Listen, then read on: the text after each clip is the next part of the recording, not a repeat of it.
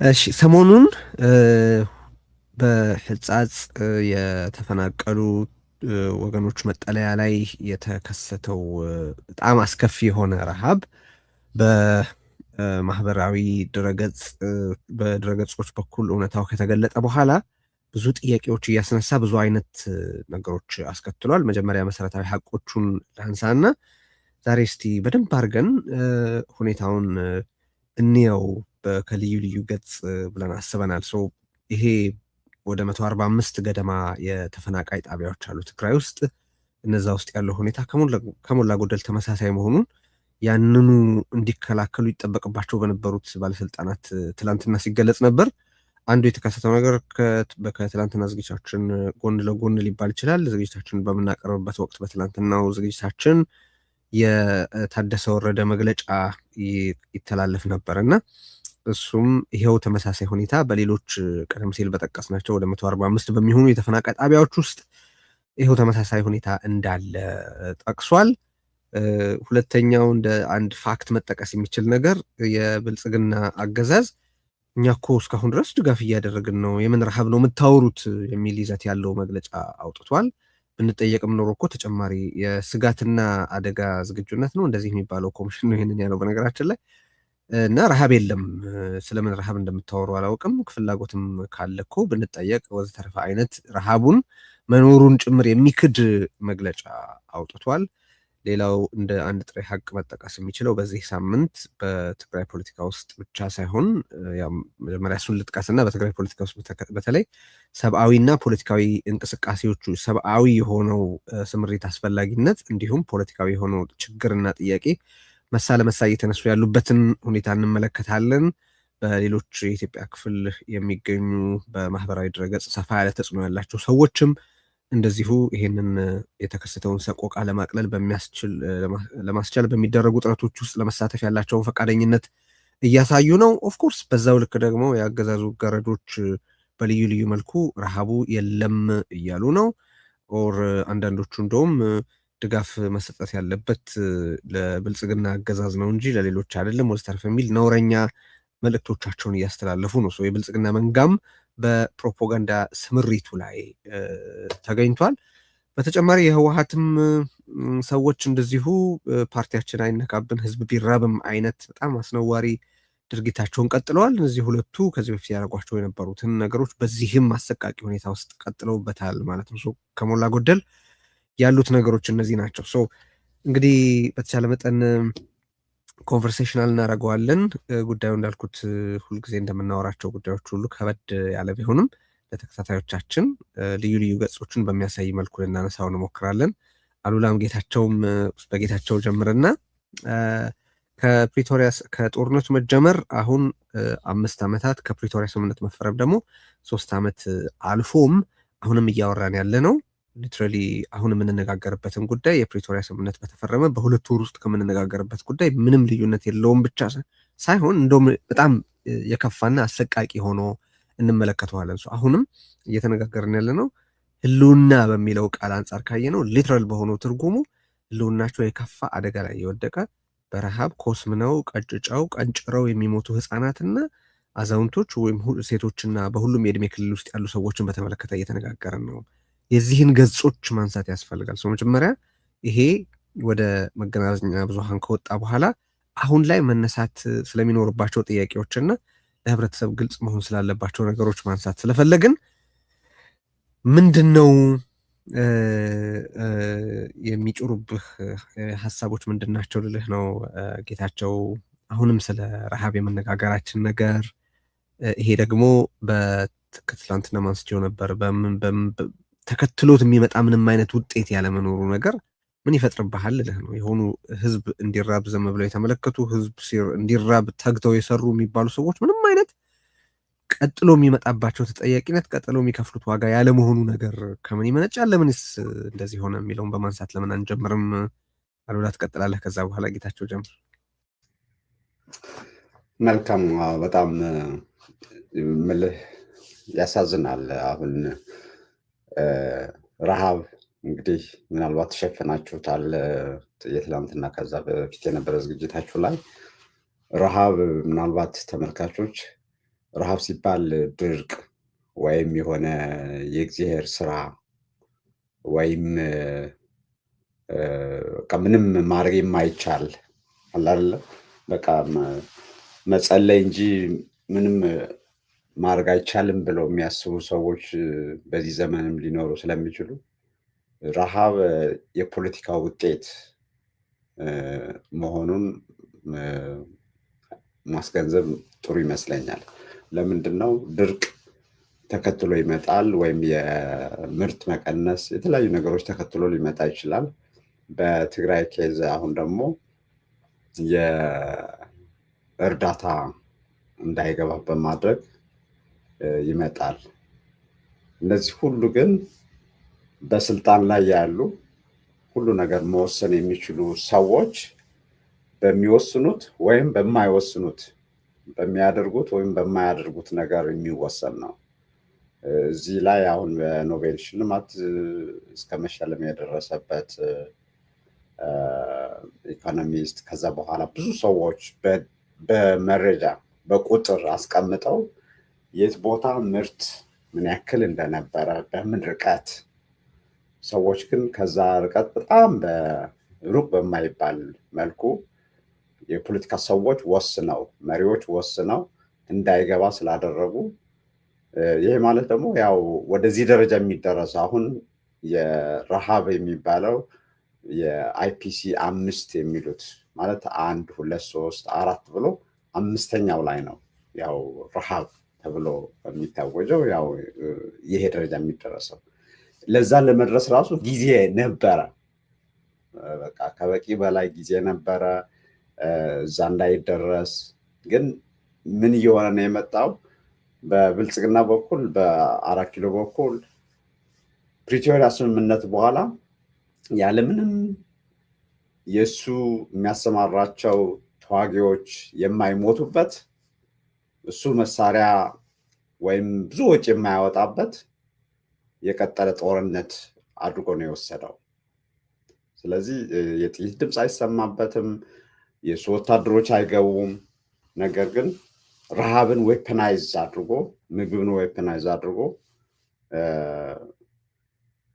የቀጠለበት እና ለዚህ ውጤት የተደረሰበት። በነገራችን ላይ አስቀድመው የነበሩ የእርዳታ ድርጅቶች የተለያዩ ከበጀት መዝጋት ጀምሮ ብዙ ነገሮች አሉ እዚህ ግብዓት የሚሆኑ በዝርዝር መንግስት የሚያደርጋቸው ከአዲስ አበባ። የትግራይ ውስጥ ደግሞ ያለው የፖለቲካ ኃይል እንደሚታወቁ ምናልባት ከፕሪቶሪያ በኋላ እንዲያው በቁጥር አስቀምጠን ምን ያክል ስብሰባዎች ተደረጉ፣ የስብሰባዎቹ አጀንዳዎች በምን ያክል ርዝመት፣ የትና የት ቦታ እነማን በተገኙበት ብለህ ያው ማፕ ቢደረጉ ልክ የአዲስ አበባውን ኃይል የ4 ኪሎን ብልጽግና የሚያግዙ ለዚህ ውጤት ማለት ነው ለዚህ ዛሬ ለደረስንበት ውጤት የሚያግዙ እንደገና የማድረግና ያለማድረግ ውሳኔዎች ሲሄዱ ነበረ። ለምሳሌ ትናንትና ምን ነበር ሳርግ የነበረው የህወሓት የኦፊሴላዊ ገጹ የፌስቡክ ገጹ ላይ ገብቼ ተፈናቃዮች የሚለውን ስፈልግ ከተፈናቃዮች ጋራ በየከተማው በየቦታው አሁን ያው በቁጥር 146 ጣቢያዎች የተባሉት በክላስተር በክላስተር ከፋፍሎ እየደጋገመ ስብሰባ ያደርግ ነበረ። ህወሓት አዘ ፓርቲ ለብቻው የሚያደርጋቸው ስብሰባዎች ደግሞ ምንድናቸው? ግን ያው ድርጅቱን ማዳን፣ የአንድነት ጉባኤ፣ የምን ጉባኤ ምናምን እያለ ከተፈናቃዮች ጋር ነው የሚያደርገው። ተፈናቃዮቹ የጉዳይ አይደሉም፣ የስብሰባው ጉዳዮች አይደሉም። የነሱ ረሃብ፣ የነሱ መሰቃየት፣ የነሱ ኑሮ አይደለም በአብዛኛው ጉዳይ የሆነው። ጉዳዩ ምንድን ነው? ፓርቲውን ማዳን። አይ ቲንክ ትናንትና ከትናንትና ላይ የሸፈናችሁት ይመስለኛል። መሪዎቹ ሳይቀሩ በሚገርም ጭካኔ ያው ያቀርቡት የነበረው ፓርቲውን ማዳን ነው ቅድሚያ የሚሰጠው ራሱ ተፈናቃዩ። የተፈናቃዩ ሁኔታ፣ ችግር፣ መከራ፣ ስቃይ ፓርቲው ከዳነ በኋላ ነው በሚል ጭካናዊ ቀልድ ነበር የሚገልጹት። እና ድምር ውጤት ነው እዚህ የደረሰው። ለምን ደግሞ እንደዛ ሆነ እንዳልከው፣ በነገራችን ላይ ለዚህ ብቻ ሳይሆን ለብዙ የትግራይም ከትግራይ ውጭ ያለው መከራ ተጠያቂዎች ዋጋ ከፍለው አያውቁም።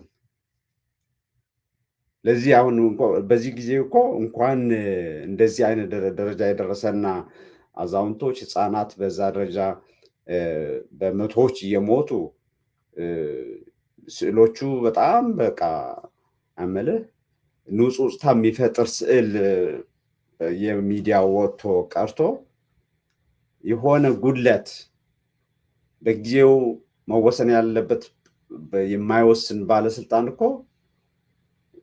በጣም ዝቅተኛ ዋጋ ስልጣን መልቀቅ በሚባል መገለጫ ዋጋ መክፈል ነበረበት። እዛ ግን ይሄ የማይታወቅ ባዳ ነገር ነው። እንዲያም እያከረክ እያሰጠምክ በቃ እንትን እያረክ የምትሄድበት መንገድ ነው ያለው። ለዛ ነው እዚህ የደረስነው እና ያሳዝናል። መልሶ የተውነው በቃ ቀረ የሚባል ነገር በዚህ ዘመን፣ ለዚያውም አሁን እንዳልካው የሶሻል ሚዲያ ላይ ተጽዕኖ ፈጣሪዎቹ የተሯሯጡትና ሲናገሩት የነበረው በጣም ተገቢ ቃል ይመስለኛል። እንዴት በዚህ ዘመን ሰው እንደዚህ ይሆናል? እንዴት እኛ እያለን አሉ። ለምን ሪሶርሱ አለ። ያ አይደለም ዋናው ማነቆም፣ ዋናው የረሃብ ዘበኛ ሆኖ ያለው የፖለቲካ ኃይሉ ነው። ትልቁ ዘበኛ፣ ዋናው ዘበኛ 4 ኪሎ ያለው ኃይል ነው። ግን እዛው ደግሞ እዛው ደጃፉ እንግዲህ ህጻጽ አንዱን ብቻ ከወሰድን ከሽሬ በጣም ቅርብ ቦታ ነው።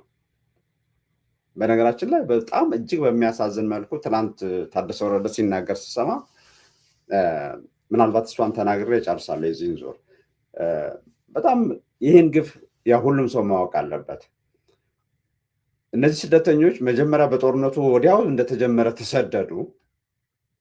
ከዛ በኋላ አዛውንት ሆነውም ታመውም ህፃናትም ከዛ ምንም አያደርጉንም ምናምን ብለው የቀሩም ነበሩ እና 2014 ላይ ያው እንደገና ያው ጠራርገው ሲያስወጧቸው ከምዕራብ ትግራይ ማለት ነው ሲያስወጧቸው ደደቢት አካባቢ በድሮን የተመቱ በድሮን ያለቁ አሉበት። እዚህ ውስጥ ሁለተኛ ዙር ላይ የተሰደዱት ማለት ህጻጽ አካባቢ እነዛ ናቸው። ከድሮንም ከዋናው ጦርነትም ከዛ ሁሉ እንትንም ተርፈው መጥተው አሁን በረሃብ እያለቁ ያሉት እና በጣም የግፍ ግፍ ነው እየተፈጸመባቸው ያለው። እጅግ ያሳዝናል። እንደገና ግን ልብ የሚሰብረው የኃላፊነት ወስዶ የሆነ ነገር ያው የዛ የውሳኔውና የአለመወሰኑ ኮንሲኩዌንስ እንዳያገኝ እንዳልከው አሁን ያልሰማሁትም ግን ከ4 ኪሎ እኛ የምናውቀው ነገር የለም እንዲያውም እኛ እየመገብን ነው የሚለው ክደት ያው የማይጠበቅ ባይሆንም እንደገና እጅግ ልብ ያደማል። አመሰግናለሁ። እሺ ጌታቸው፣ ይሄ በተለያዩ መገናኛ ብዙኃን በስፋት ተዘግቧል። በነገራችን ላይ በራሱ በአገዛዙ መገናኛ ብዙኃንም በኩል እና እንደ ዋዜማ በመሳሰሉ ሚዲያዎችም እንደዚሁ ተዘግቧል። አገዛዙ ይሄንን ነው ያለኛ እኮ እርዳታ እያቀረብ ነው ምንድነው የምትሉት አይነት ነው። በቃ ረሃቡ መኖሩን አላውቅም ነው እያለ ያለው።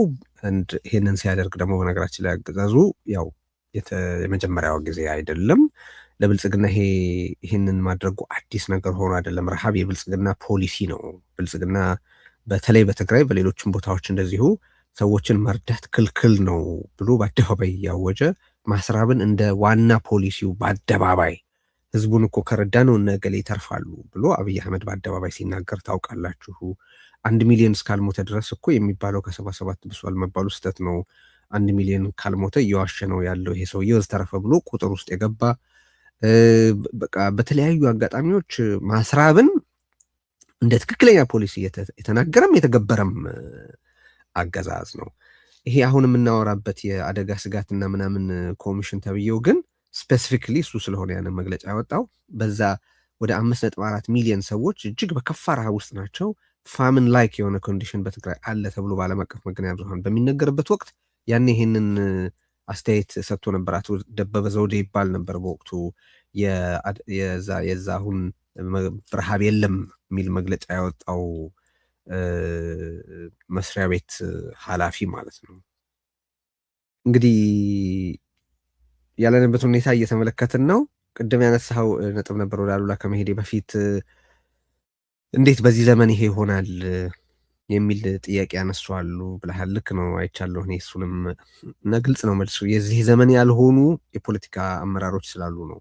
ትግራይም ሆነ ሌላ ቦታ የዚህ ዘመን ያልሆኑ ባርቤሪክ የሆኑ ሳቬጅ የሆኑ ምንም አይነት ርኅራሄ ለህዝባቸው የማይሰማቸው መሪዎችና ፖለቲከኞች ስልጣኑን ሪሶርሱን ተቆጣጥረው ስለሚገኙ ነውና እኔ በርዕሳችንም ላይ አንስተነዋል። ይሄ በብልጽግና ቀመርና በህወሀት ቁማር የተዋለደ ሰቆቃ ነው። ህወሀት ስል መቀለ የመሸገውም አዲስ አበባ ሸሽቶ ሄዶ የተሸሸገውንም ማለቴ ነው። እኔ በነገራችን ላይ የወጣውንም መግለጫ ተመልክቻለሁ እኔ በስምረት በኩል።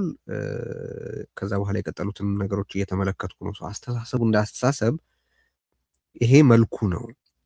የብልጽግና ምንነት የህወሀት መልክ ነው። ይሄ ረሃብ እንደዛ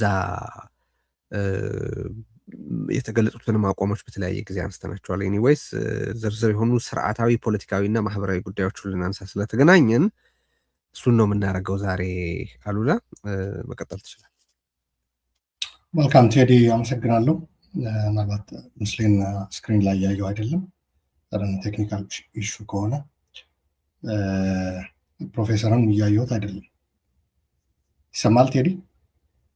እኔ ይሰማኛል። ኦኬ፣ ስክሪን ላይ የለንም እኔም ፕሮፌሰር ነው። ኦኬ፣ አስተካክለዋለሁ። ቀጥል። ኦኬ፣ ለቀጥል። ያው ይሄ ጉዳይ የረሃብ ጉዳይ ሲነሳ ያው መነሳት ያለባቸው ሁሉንም ነገሮች ማንሳት ተገቢ ነው ብዬ ነው የማምነው። በትግራይ ህዝብ ላይ የዘመቱ የጀኖሳይድ የዘር ፍጅት ኃይሎች ከተጠቀሟቸው መሳሪያዎች አንዱ ረሃብ መሆኑ ይታወቃል። እሱም አስቀድሞ ወደ ትግራይ የሚያስገቡ መንገዶች በመዝጋት የተጀመረው በአማራ ክልል በዋናነት ማለት ነው። ትግራይን ከተቀረው የኢትዮጵያ ክፍል የሚያገናኘው በመዝጋት ሸቀጣሸቀጦች እንዳይገቡ፣ የንግድ እንቅስቃሴ ከቦታ ቦታ መንቀሳቀስ በመገደብ ማለት ነው። እነሱ በወቅቱ ያስቡ የነበሩት የህወሀት አመራሮችን መቅጣት የምንችለው በዚህ አይነት መንገድ ነው የሚል ነው። ግን በሂደትም አስታውሳለሁ የንግድ ሚኒስቴሩ ናቸው መሰለኝ ያኔ በአማራ ክልል የንግድ ቢሮ ኃላፊ ነበሩ። ስማቸው መላኩ ሰምቲንግ የሚባሉ መላኩ አለበል እንደዚህ ካልተሳሳቱ እና በቃ የትግራይ ህዝብም ይቀጣል እዛ ወንጀለኞችን ከደበቀ ትግራይ ውስጥ። ስለዚህ የትግራይ ህዝብም በዛው መቀጣቱ ተገቢ ነው የሚል ንግግር አድርገው ነበር።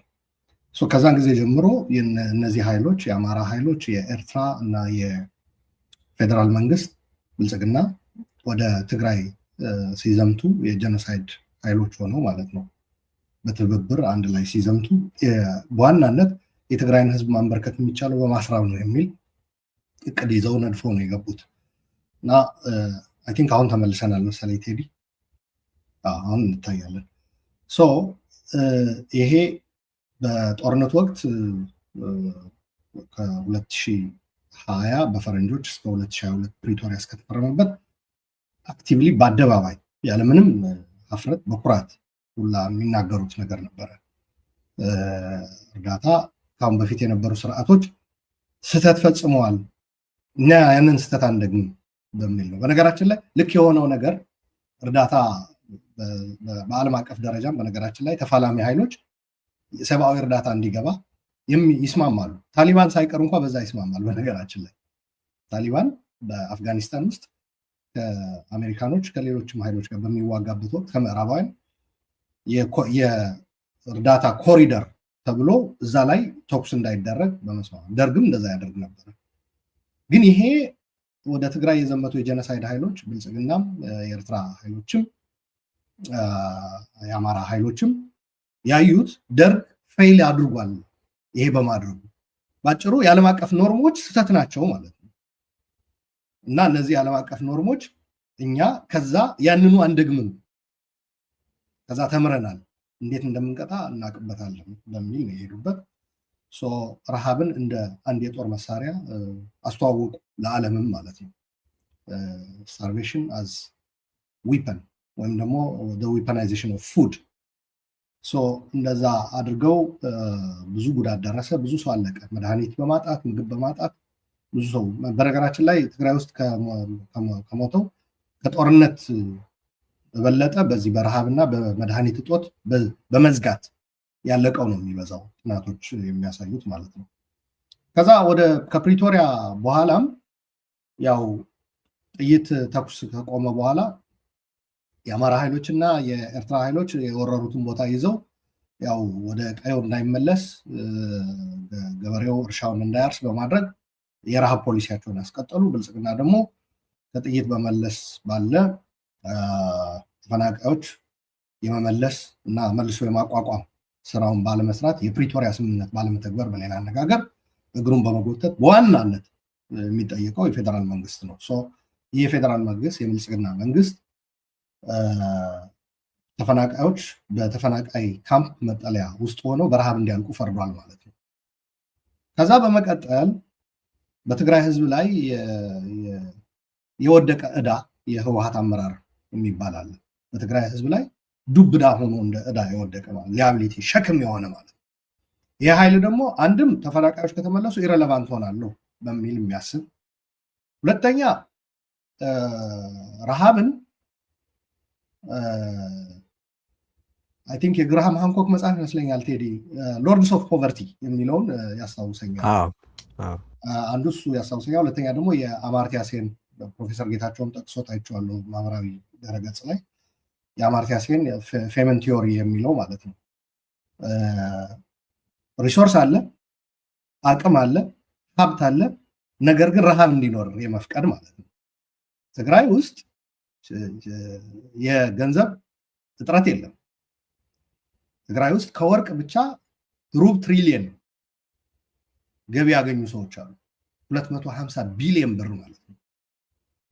ከዛ ደግሞ በተጨማሪ ትግራይ ከስምምነቱ በኋላ ጊዜያዊ አስተዳደር ተቋቁሞ 12 ቢሊዮን በበጀቱ ላይ መከራከር ይቻላል፣ አነሰ በዛ በሚለው አንዳንድ ጊዜ ይቆማል፣ አንዳንድ ጊዜ ይለቀቃል ምናምን የሚለውም እዛ ላይ መነጋገር ይቻላል። ግን 12 ቢሊዮን በጀት ለትግራይ ተመድቦ ከዛ ውስጥ 8 ቢሊዮን ለሰራዊት ነው የሚውለው። የሚገርመው ነገር ደግሞ ሰራዊቱ ራበኝ ብሎ ሰልፍ የወጣበት ክልል ነው። የ8 ቢሊዮን ብር የት ነው እየገባ ያለው? ማን ነው እየወሰዱ ያለው?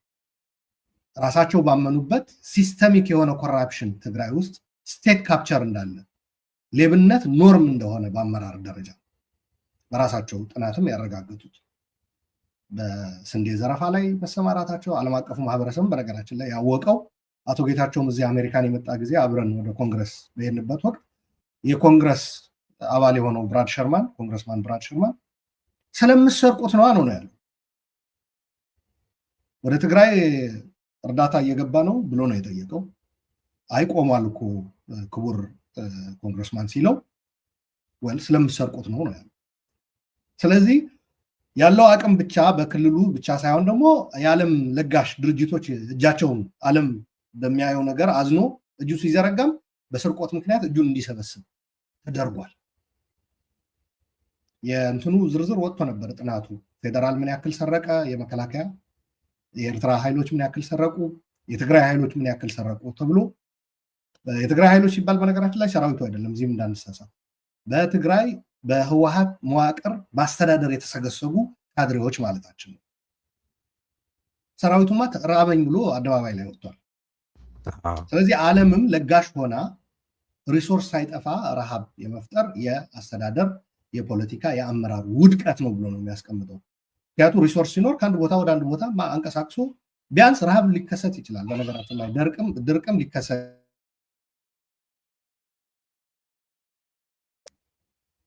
ይቅርታል ረሃብ ሊከሰት ይችላል፣ ድርቅም ሊከሰት ይችላል። ረሃብም ድርቅ ያስከተለው እንደ ይቅርታ ቴዲ። እሺ ገብቶኛል። እነዚህ አይ ቲንክ መጠየቅ ያለባቸው ጥያቄዎችን ነው በተለያየ ሁኔታ እያነሳን ያለ ነው። ትላንትና ታደሰ መግለጫ እየሰጠ በጣም ሲገርመኝ የነበረ ነገር ነበረ አሉላ። ትንሽ ጊዜ ካስፈለገው እንድናወራበት ብዬ ነው። ታደሰ በጣም የሚያስገርም ሰው ነው። በተደጋጋሚ ተነጋግረናል እዚህ መድረክ ላይ እና ዋና ኃላፊነቱ አይመስልም። ሁሌ ታደሰ የሚያስገርም አይነት ዲታችመንት አለው ከእውነታውም ከህዝብ ጉዳይም ከግዴታውም ማለት ነው። እና እዛ ሲያወራ እንደ አስተያየት ሰጪና ዛሬ እንደሰማ አይነት ነው። ዓለም አቀፍ ህብረተሰብ የተለያዩ ተጽዕኖ የሚፈጥሩ ሰዎች አጀንዳ ስላረጉበት ጉዳይ ነው ልናገር የመጣሁት ብሎ ሲያወራ ከዛ በፊት እነዛ ተፈናቃዮች የእሱ ጉዳይ መሆን የነበረባቸው አይመስልም። የአስተያየት የሶስተኛ ወገን ፖዚሽን ይዞ ነው የሚያወራው። አንድ ሁለተኛ፣ ቅድም አሉላ ሲጠቅሰው የነበረ ነገር ሙስና፣ በተለያዩ መንገዶች የወጡ ሪፖርቶች አሉ። አንዱ በቃ ሙስና ስልጣን የያዘ ነው የሚመስልህ ታደሰ የዛ አስኳል ነው። ሀብት በመዝረፍ ከሆኑ ባለሀብቶች ጋር እየተገናኘ በፐርሰንቴጅ ከሆነ ምዝበራ፣ ከወርቅም በለው ከመሬት ሽያጭ ምዝበራ ሀብት በማከማቸት በየቦታው የተለያዩ አካውንቶች በልዩ ልዩ ሰዎች ስም በመክፈት ስሙ በስፋት የሚነሳ ሰው ነው። እሱና አጋሮቹ በዝርፊያ ሲሳተፉ ዜጎች ህይወታቸውን ይዘረፉ ነበረ። እነዛ ሰዎች ደምና ህይወት ነበረ በገንዘብ መልኩ ይወስዱ የነበሩት። በነገራችን ላይ ትናንትና ማንስቼዋለሁ። ለሻዕቢያም ሆነ ለብልጽግና ባንኮችና የመንግስት ካዝናዎች እንዲገቡ የተደረጉት ሀብቶች፣ ወርቆች ሁሉ ተመልሰው ወደ ትግራይ ሲመጡ ሞት ሆነው ነው የሚመጡት። ቤዚክሊ ትግራይ ውስጥ ሀብት የነበረውና መልሶ አሁን ተርበው ሞት አፋፍ ላይ ለሚገኙት ሰዎች ህይወት መትረፍ ብቻ ሳይሆን ህይወታቸው የተሻለ እንዲሆን ሊያደርግ ይገባ የነበረው ሪሶርስ ወደ ገዳዮቹ ወደ ጨፍጫፊዎቹ በመሄድ እንደገና ተመልሶ ሞት ሆኖ የሚመጣበትን ሁኔታ ፈጥረዋል እነሱ።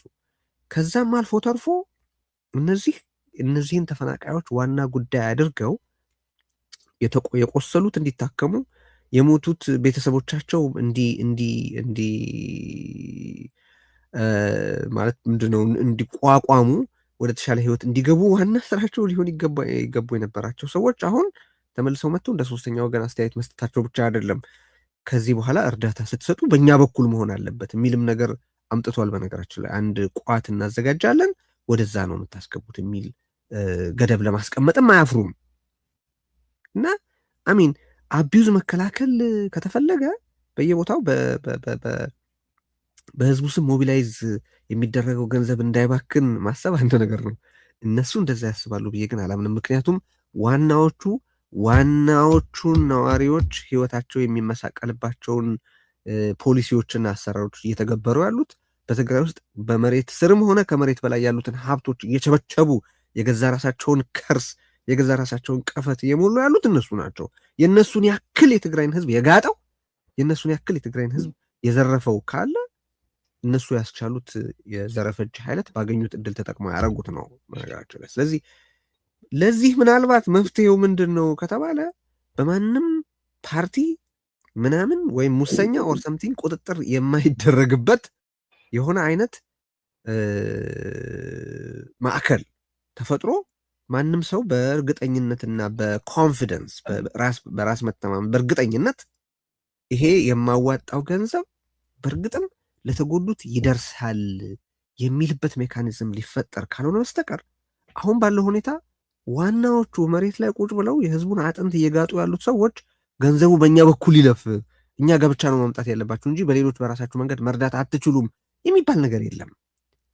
የየራሳቸውን ኢኒሽቲቭ ወስደው ላይሰንስ ማለት እንዴት እያደረጋችሁ ነው? ምን ያህል ሰበሰባችሁ? የሰበሰባችሁትን ለህዝብ አውላችሁታል ወይ?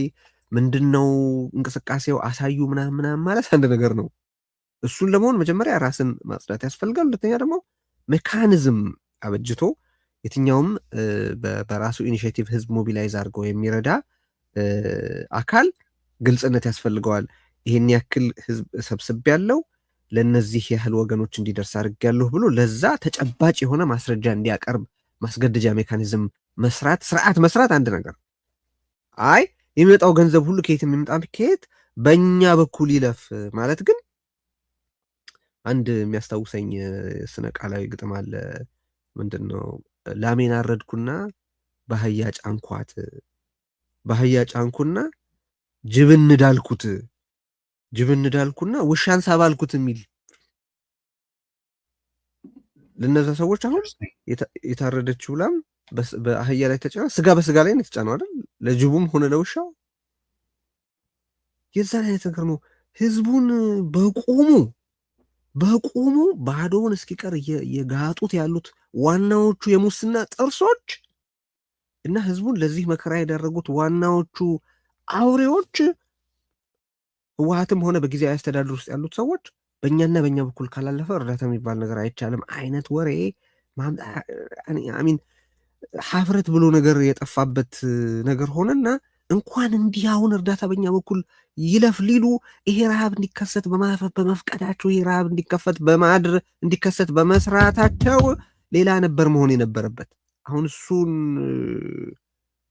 ሁኔታዎች ተስተካክለው ጊዜ ይመጣል፣ ተጠያቂነት የሚሰፍንበት ጊዜ ይመጣል ብሎ ተስፋ እያደረጉና ስራ እየሰሩ ግን አት ሴም ታይም ሁማኒቴሪያን የሆነውንም ስራ አጠናክሮ መቀጠል ይህንን ቀልዳቸውን ግን ያውቁሙ። በእኛ በኩል ካላለፈ እርዳታ አይቻልም የሚል የድድብናና የጭካኔ ተግባራቸውን ግን ያቁሙ። አሉላ ተመልሳል? አዎ ተመልሻለሁ። ልቀጥል እንትን ያልኳቸውን ቴዲ አሁን ያነሳው ነጥብም ይሄ ከአሰራር ጋር ተያይዞም እዛ ላይ መጥቀስ ፈልጋለሁ እና በነገራችን ላይ ያኔም አሜሪካኖች እርዳታ እንዳቆሙ ከአሁን በኋላ እርዳታው ይቀጥላል አሉ ኮንግረስማኑ። እርዳታው ይቀጥላል፣ አጽድቀናል፣ ከፍተኛ የሆነ በጀት በኮንግረስ ጸድቋል፣ ለትግራይ ማለታቸው ነው። ነገር ግን አሉ ከአሁን በኋላ እናንተ እርዳታውን አታስተዳድሩም ነበር ያሉት። አቶ ጌታቸው እንደዛ ነበር ያለው። አይ እኛ እያጣራን ነው እንቀጣለንም ብሎ ሲናገረው አይ ማጣራት መቅጣቱ እሱ እንዳለ ሆኖ ከአሁን በኋላ ግን እርዳታው እኛ በቀጥታ ራሳችን ነው የምናስተዳድረው የሚል ምላሽ ነበር የሰጡት እና የእርዳታ ማስተዳደር ጉዳይም አንዱ ህወሓቶች እጃቸው አስገብተው የሚሰሩበት አንዱ ምክንያት ይሄ የድርጅታዊ ስራቸው የካድሬ ውሎ አበል፣ የስብሰባዎች ወጪ ምናምን እነዚህ በዛ ነው የሚሸፈኑ። ከእርዳታ ዘረፋ ታልፎም ራሱ ተረጂው መዋጮ እንዲያዋጣ ለድርጅት ማዳኛ ተብሎ ብር እንዲሰበሰብ ይደረጋል። ከአይዲፒ ሴንተሮች ከተፈናቃይ መጠለያዎች ብር እንደሚሰበስብ የወርልድ ፉድ ፕሮግራም የዓለም ምግብ ፕሮግራም አጋልጧል። ታስታውሳላችሁ። ደብዳቤ ጽፎ ራሱ አቁሙ፣ ከተፈናቃይ ከሌለው አቅማቸው ባስገዳጅ ለዛውም ወደው ፈልገው እኮ አይደለም፣ ፈቅደውና ወደው ፈልገው አይደለም፣ ባስገዳጅ። ከዛ በዘለለ ይሄ ሎርድስ ኦፍ ፖቨርቲ የግራሃም ሃንኮክ መጽሐፍ ያሳውሰኛል ያልኩት ይህ ህወሓት የተባለ ተቋም እና አመራሮቹ የድህነት አለቆች ናቸው። ያለምንም ሀፍረት በተፈናቃዮች ድንኳን ውስጥ ሕክምና አግኝተው ታክመው ለመውጣት ጥረት የሚያደርጉ ሰዎች ናቸው። ድርጅት እየታከመች ነው ልድን ነውና ጠብቁን ብለው በአደባባይ ያለምንም ሀፍረት የሚናገሩ ናቸው። እነዚህ ሰዎች በህግ ካልተጠየቁ ከስልጣን መውረድ ብቻ አይደለም፣ ከስልጣን ወርደው አጠቃላይ የትግራይ ፖለቲካል ሲን አደኖ ምን ልንለው እንችላለን በአማርኛ የፖለቲካ እንቅስቃሴ ወይም ልንለው እንችላለን አጠቃላይ። ምክንያቱም የፖለቲካ ሞት የሞቱ ናቸው። ከፖለቲካው መድረክ ላይ ከፖለቲካው መድረክ ዞር እንዲሉ። ምክንያቱም አንድ ጊዜ ቴዲም የተጠቀምከው አገላለጽ ነበረ። እነዚህ የፖለቲካ ሞታቸውን የሞቱ ሰዎች ናቸው። በእነሱ ኢረሌቫንት እንሆናለን ብለው ደግሞ ግብግብ ውስጥ ያሉ ሰዎች ናቸው። ለምሳሌ የተፈናቃዮች ጉዳይ ከተዘጋ እኛ ኢረሌቫንት እንሆናለን። ተፈናቃዮች እኛ ከመዳናችን በፊት ህይወት ካገኙ እኛ ያልቅልናል፣ እዛ ላይ ቀብራችን የፖለቲካ ቀብራችን ይፈጸማል ብለው በዴይ ናይት የሚሰሩ ሰዎች ናቸው። ቀን ከሌሊት በዚህ ጥረት ውስጥ ያሉ ናቸው። ሌላ ቀርቶ በተፈናቃይ ካምፕ መዋጮ መሰብሰባቸው አልበቃ ብሏቸው አስተዳደር አለ። የተፈናቀለው የዞኑ የምዕራብ ትግራይ ማለት ነው። ምዕራብ ትግራይ እንደ ህዝቡ ብቻ አይደለም፣ አስተዳደሩ ተፈናቅሎ በክልሉ በጀት ተመድቦለት ይንቀሳቀሳል። ብዙ ሰው ይህንን አያውቅም። ከክልሉ የነበረው በቃ በሰላም ጊዜም በነበረው ወቅት ለዚህ ለተፈናቀለ አስተዳደር ካድሬዎች በጀት ይመደባል። ይህንን እንክት አድርገው አሁን ረሃብ ላለፉት 2 ዓመታት ብዙ ሰዎች ከቀጠፈ በኋላ ሲጠየቁ የሚሰጡት መልስ በጣም በጣም በጣም እጅግ አሳዛኝ መልስ ነው የሚሰጡት እነዚህ ሰዎች ማለት ነው። በአስተዳደር ቦታ ሆኖ በጀት የሚወስዱ ሰዎች በየጊዜው ደግሞ ስብሰባ እየተባለ እነዚህ ሰዎች ናቸው ሄደው የሚሰበሰቡት። የውሎ አበል ይከፈላቸዋል፣ የትራንስፖርት ወጪ አለ፣ የሆቴል ወጪ አለ። በከፍተኛ የዝርፊያ ስራም የተሰማሩ ናቸው። በዛ ላይ ለምሳሌ ሌላ ቀርቶ በሰራዊት ቀለብ ዝርፊያ ውስጥ እጃቸው እንዳለ ሰራዊቱ ወጥቶ በሰልፍ ነግሮናል። እነዚህ የአስተዳደር ሰዎች ማለት ነው፣ ካድሬዎች የሰራዊት ቀለብ ውስጥ ራሱ ዝርፊያ ይፈጽማሉ። ቀደም ያልኩት የ8 ቢሊዮን ጉዳይ 8 ቢሊዮን ለሰራዊት የምትመድብ ትግራይ ማለት ነው። የ8 ቢሊዮን ለሌላ አገልግሎት መዋል የነበረበት ነው። ግን ባለው ሁኔታ አስገዳጅ ሁኔታ ሰራዊቱም ቀለብ ማግኘት ስላለበት ይመደባል። ሰራዊቱ ግን ርቦኛል ብሎ ወጥቷል። በንጽጽር በሚገርም ሁኔታ የጄኔራሉና ወጣቶቹ እስኪ የአንተ ፊትና የኔን ፊት እስኪ አስተያየው እያለ ወጣቱ ማለት ነው። አንተ ምን ትመስላለህ በዚህ እድሜ፣ እኔ ደግሞ በዚህ በወጣትነቴ እንድሸመግል ተገድጃለሁ እስከ ማለት ድረስ ነው የደረሰው። they are lords of poverty። እነዚህ ሰዎች የድህነት ባለጸጎች ናቸው። የድህነት ፀሐይ ገባች ጠለቀች ማለት ለነሱ የሞት ሞት ነው። ይፈናቀላሉ። እነሱ ተፈናቃይ ወደ ቤቱ ተመልሶ ሰርቶ መኖር ሲጀምር እነዚህ ሰዎች ያበቃልናል፣ ኢረሌቫንት እንሆናለን ብለው ያስባሉ። ካሁን በኋላ ህወሓት በነገራችን ላይ እና አመራሮቹ በተለምዶ ፖለቲካ ሰርተው አስተዳድረው የሚኖሩበት እንትናቸው አውቅቷል። የላቸውም፣ የዛ አይነት እንትን የላቸውም። ካየኸው የሚያደርጉት እንቅስቃሴ ይኸው፣ በየቀኑ የሚሰሩት ፖለቲካ ይኸው፣ ሌላ የላቸውም። ያላቸው በዚህ በክራይሲስ የመኖር ይህንኑ በማስቀጠል የመኖር ስራ ብቻ ነው የሚሰሩት። ከዛ ውጭ ሌላ ስራ የላቸው። ግራ ሲጋቡም ታያለ። ሁኔታው ተፈጥሮ መረጃው ከወጣ በኋላ ሰው ወዲያ ወዲህ ሲሯሯጥ እነሱ ግራ ተጋብተዋል። የመበለጥም በነገራችን ላይ ህወሓት አንዱ የተካነበት ትግራዋይ ማንነቱን ትቶ ህወሓት ሲሆን ነው ትግራይን ማገልገል የሚል እምነት አለው። ይሄ እንዲነጠቅ አይፈልግም። አሁን ይሄ ተነጥቆ ወጣቶቹ ከዚህም ከዛም ተሯርጦ ማህበራዊ ሚዲያ ላይ ያሉት እርዳታ ሲሰጡ አኩርፏል። ህወሓት አመራሮቹ አኩርፏል። የብልጽግና እንመጣበታለን። ብልጽግና ይሄ ለምንድን ነው ይሄ ሲደረግ ለምን እንደሚከፋው እንመጣበታለን። ህወሓት ግን ይሄ ሬሌቫንት የመሆንና እያንዳንዱ ትግራዋይ ደግሞ ለትግራይ የሚሰጠው አገልግሎት በሱ ቻነል አልፎ ህወሓት ሆኖ ማንነቱ ከትግራዋይነት ወደ ህወሓትነት ቀይሮ እንዲሰራ ነው የሚፈልገው። በዚህ አይነት በጣም ውስብስብ በሆነ ሁኔታ ነው የትግራይ ህዝብ እያለፈ ያለው። ብዙ ሰው የማይረዳው ይሄ አንድ ለትግራይ ህዝብ የረሃብ ችግር መፍትሄ አለኝ የሚል ምሁር ትግራዋይ በዓለም አቀፍ ደረጃ የሚታወቅ ቢመጣ እንኳ ራሱ ታዲያ ምን ዋጋ አለው? ህወሓት እኮ አይደለህም ነው የሚባለው፣ ወይ ህወሓት ትተቻለህ። ስለዚህ አንተን አንፈልገውም።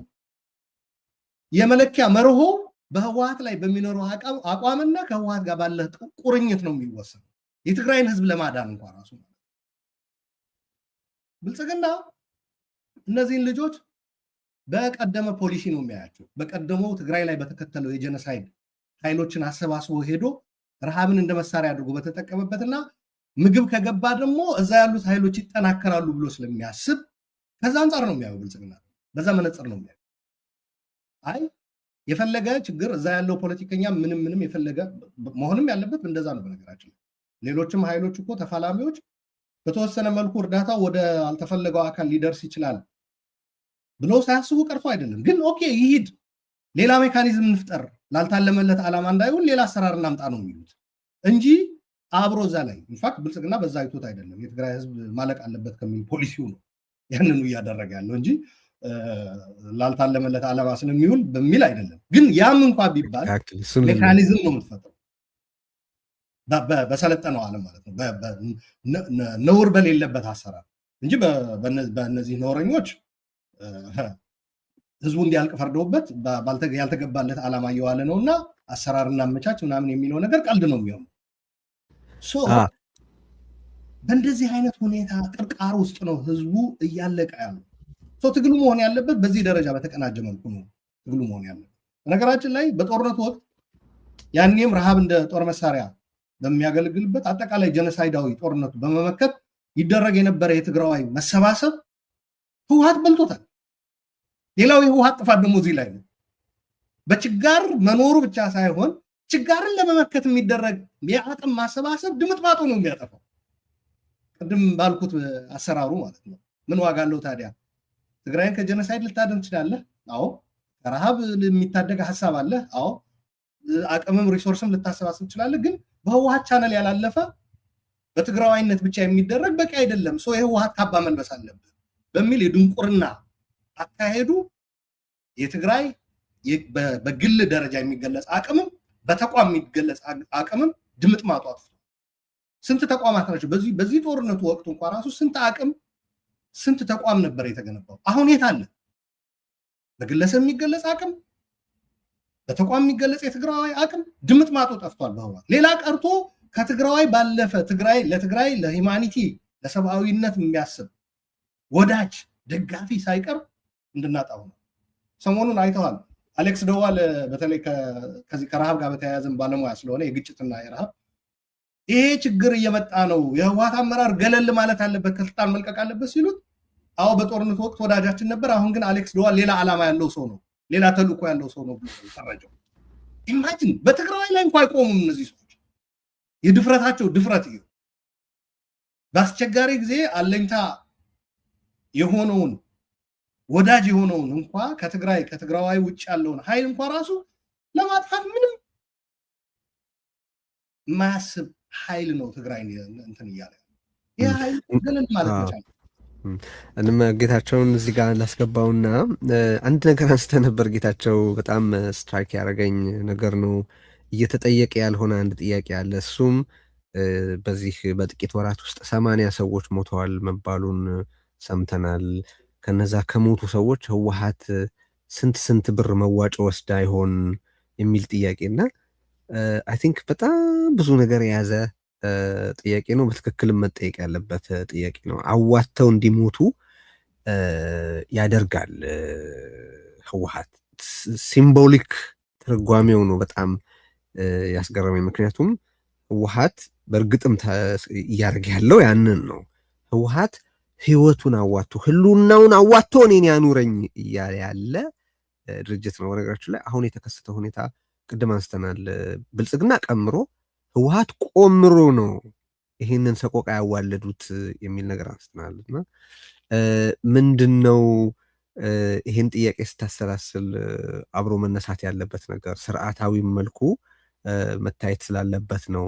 እና አብሮ ደግሞ ሁለተኛው አብረህ ብታየው የምወደው የትጋስ ነው የሚበቃው የሚል ጥያቄ አንስቻለሁ።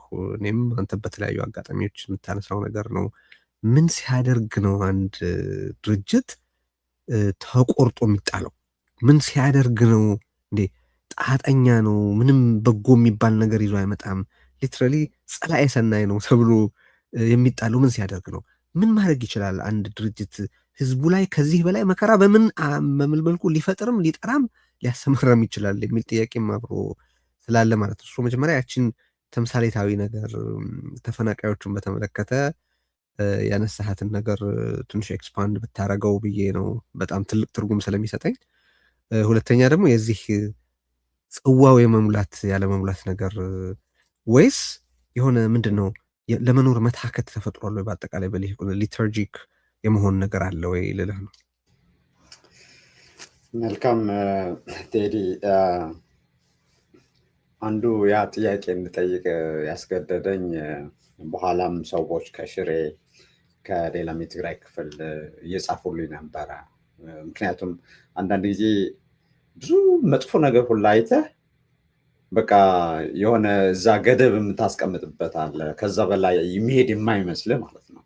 እና አሁን ትላንት ታደሰ ወረደ ሲናገር ነበረ ዳታው 15 ኪሎ ነው በወር የሚሰጣቸው እና የጁላይ 2024 ቢቢሲ የዘገበው ላይ ያኔም እንግዲህ አሁን አዲስ እንዳልሆነ እየተጠራቀመ የመጣ ረሃብ እንደሆነ ያው ለመግለጽ ነው ይህንን ሪፖርት የማነሳው። እዛ ላይ የቢቢሲ ሪፖርት ላይ ምንድን ነው በሳተላይት ምስሎች ተደግፎ ያው ረሃብ እየመጣ እንደሆነ በቃ ቶሎ ስራ ካልተሰራ በረሃብ የሚሞቱ ሰዎች እንደሚኖሩ የገለጸበት ሪፖርት ነው። እዛ ሪፖርት ላይ አንድ የሚጠቅሰው ምንድነው ያቺ 15 ኪሎ ያነሳታል። እዛም ላይ እና 15 ኪሎ በወር ይሰጣቸዋል። ከ15 ኪሎ 2 ኪሎ እንግዲህ አስበው ከ15 ኪሎ 2 ኪሎ እንደሚወስዱባቸው በየወሩ እንደሚወስዱባቸው እዛ የቢቢሲ ሪፖርት ላይ ተጽፏል። ይህ እንግዲህ ጁላይ 2024 ነው። አሁን ከሽሬ ከተለያየ ቦታ የጻፉልኝ ሰዎች ደግሞ የሚነግሩኝ ኖ እንደዛ አይደለም 3-4 ኪሎ ነው የሚወስዱት። አሁን ታደሰ ደግሞ ምንድን ያለው የዚህ የመውሰዳቸው ምናምን አይደለም ያነሳው፣ ግን 15 ኪሎዋ እንዴት ትንሽ እንደሆነች ሲገልጽ ከ15 ኪሎ ነው ማስፈጫው፣ ጥሬ ነው የሚሰጧቸው ማስፈጫው። ከዛ ይወስድ ያው ከ15 ኪሎ ውስጥ የተወሰነውን ሸጠው ነው የቀረውን የሚያስፈጩበት እና ሲጠቅስ ነበረ ወደ 140 ብር ምናምን መክፈል አለባቸው ለማስፈጫ ብሎ። ከዛ ደግሞ ሌላም ነገር ገዝተው ይህ ልብስ የሚባለው ለሕክምና ለመድኃኒት ምናምን የሚባለው በሙሉ ከ15 ኪሎ ሸጠው ነው። እና ሲጀመር ረሃብ ላይ ነው ያሉት፣ ሲጀመር ማለት ነው። ከረሃባቸው ላይ ነው የሚወሰድባቸው ለድርጅት ለእንትን ለምን ተብሎ አሁን የጻፉልኝ ሰዎች ምንድን ነው የሚሉት? በቃ ያው ካላዋጡ ካልሰጡ ከዛ 3 ኪሎ 4 ኪሎ ካልሰጡ ከ15 ኪሎ ውስጥ ያው 15 ኪሎ ላይ ያገኙት ይችላሉ። በነገራችን ላይ አንድ ነገር አለ በጣም በቃ በግልጽ እንዲያው በተደጋጋሚ መገለጽ ያለበት።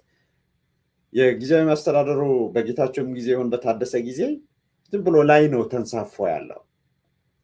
ራሱ እንደ ህጋዊ መብታቸው አድርጎ የሚቆጥሩት እታች ኮኦርዲኔት የማድረግ ነገር የኛ ነው የድርጅቱ ነው በቃ ስራው ራሱ። ለዛ ነው አሁን ግጭት ከአለም ገብረዋህድ ጋር ከተሾመበት ሹመት ግጭት የሚፈጥሩት። አለም ያው እንግዲህ የታደሰ ምንድን ነው የዞንና የወረዳ ጉዳዮች ኃላፊ ነው በምክትል ፕሬዚደንት ማዕረግ። ይሄ በፍጹም በቃ ከድርጅቱ ከጽህፈት ቤቱ መውጣት የሌለበት ስራ ነው አንዱ ግጭት እየፈጠረባቸው ያለው። ስለዚህ እርዳታ አይዲፒ ሴንተርም ይሁን ምንም ይሁን የማን ነው? የፓርቲው ነው። እና ፓርቲው ነው ሲፈልግ ቀንሶ ተምኖ ያው እየወሰደባቸው ያለው። እና እኔ ምንድን ያልኩት አስበው በቃ የሞቱትን ሰዎች አስባቸው እና ኢማጂን አድርጌ ነው ያንን ጽሁፍ የጻፍኩት። እና ባይወስድባቸው ኑሮ ሊቆዩ ይችሉ የሚሆኑበት እድል እኮ አለ። በነገራችን ላይ ስለዚህ ዘረፋ ስናወራ ያው ዝም ብሎ ለትግራይና ለቲፒኤልኤፍ ምናምን ብቻ የምናሸክመው እንዳልሆነ ያው እንደምታወቀው ከ9 ክልሎች 7 ክልሎች ላይ ከ9 ክልሎች 7 ክልሎች ላይ የተቀነባበረ በኔትወርክ የሚሰራ መንግስታዊ ዘረፋ የእርዳታ እህል ዘረፋ እንደነበረ ሪፖርት ወጥቷል። እዛው ያሁን የጠቀስኩት የጁላይ 2024 የቢቢሲ ሪፖርትም ላይ ተገልጿል ይሄ። እና ያው ስንዴውን ወስዶ የእርዳታውን ስንዴ ወስዶ መንግስት ማለት ነው 7 ክልሎች ላይ ወስዶ ፈጭቶ ሜድ ኢን ኢትዮጵያ ብሎ ወደ ኬንያ እና ወደ ሶማሊያ ኤክስፖርት እንዳደረገ ያ ሪፖርት ያመላክታል።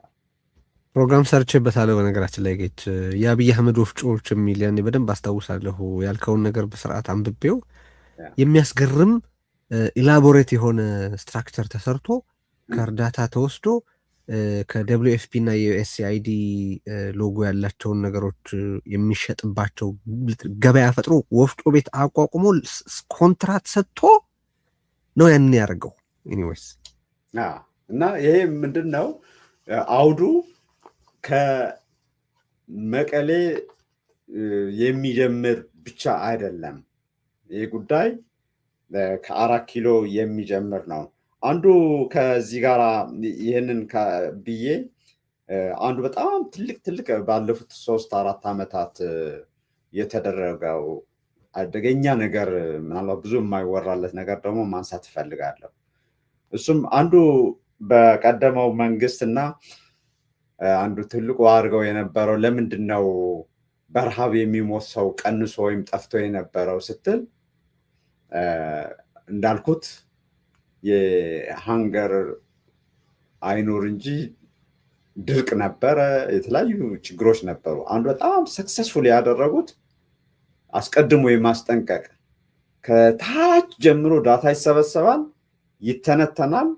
ይሄ ዝም ብሎ ለመንግስት ለፓርቲ ለምናምን ያልተተወ ስራ ማለት ነው። መንግስት አንድ አካል ነው፣ ግን የእርዳታ ድርጅቶች የተለያዩ ተመራማሪዎችን ባሉበት ዳታ ከታች ጀምሮ እየተሰበሰበ ከየቀበሌው እየተተነተነ የቱ ጋር አይፒሲ ምን ላይ እንዳለ እንዳልኩት ከ1 እስከ 5 ነው። 5 ነው የረሃቡ አስቀድሞ ይተነተን ነበረ። ይሄ የራሱ መሰረተ ልማት ነበረው፣ የዳታውም የትንተናው። ይህም በነገራችን ላይ በአብይ አህመድ ጊዜ ነው የተረበሸው የተበተነው። እና አንዱ WFP እዚህ ጁላይ 2024 ላይ አንዱ የሚለምነው ምንድነው የሚጠይቀው በአዲስ ስታንዳርድ የወጣ ግን በዋናው ኒው ሁማኒታሪያን ላይ አንዱ WFP ምንድነው ለምኖ የነበረው የኢንፍራስትራክቸር ይመለስ። ቢካዝ ምንድነው የሚለው ኮምፕሊት ፌለር ኦፍ ኤይድ ኢንዱስትሪ ኢን ኢትዮጵያ ነው የሚለው።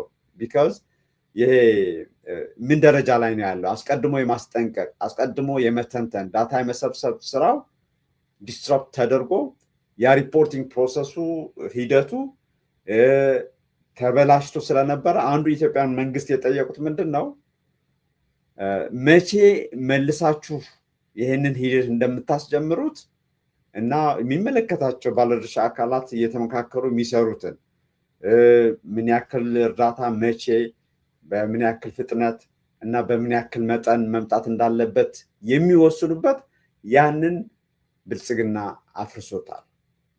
ስለዚህ ምንድነው አሁን አንዳንዱ ያው በተወሰነ መልኩ እንዴት ይሄ እስኪደርስ ድረስ አልሰማንም የህፃጽ ሲባል አንዱ ብቸኛ አይደለም፣ አንዱ የዚህ ኢንፍራስትራክቸር ሆን ተብሎ ማፍረስ ነው በብልጽግና በኩል።